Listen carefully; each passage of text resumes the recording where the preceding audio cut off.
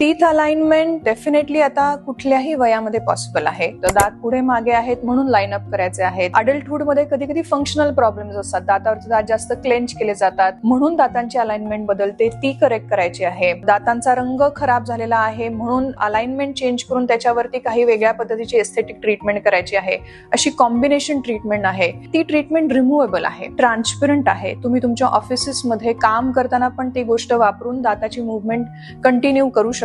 लग्न ठरतंय किंवा लग्नाच्या आधीची जी तुमच्या चेंजेस असतात त्याच्यामध्ये तुम्ही ह्या गोष्टी ऑप्ट करून तुमचं स्माइल इम्प्रूव्ह करून घेऊ शकता. काढण्या घालण्याची असल्या कारणाने मेंटेनन्स वरती इश्यू येत नाही, त्यामुळे दात स्वच्छ करणं, स्वच्छ ठेवणं हे अवघड जात नाही, जसं युजली ब्रेसेस मध्ये थोडं ट्रिकी असतं. महत्वाचा मुद्दा म्हणजे now it is all digitally planned. पेशंटला वारंवार क्लिनिकमध्ये येण्याची बिलकुल गरज पडत नाही. जे पुण्याबाहेर न येतात, जे देशाबाहेर न येतात, त्यांची ट्रीटमेंट करणं हे अतिशय सोयीस्कर आणि अतिशय प्रॉमिसिंग झालेलं आहे असं आपण म्हणू. डिजिटल स्कॅन घेतला जातो. फायनल ट्रीटमेंट रिझल्ट पेशंटला on the day of scan दाखवला जातो. तो रिझल्ट मिळवण्यासाठी जे काय नंबर ऑफ अलाइनर्स आपल्याला लागणार आहेत ते पेशंटला काही काळामध्ये डिलिव्हर केले जातात आणि ते पेशंटनी त्याचे चेंज करायचे असतात घरामध्ये.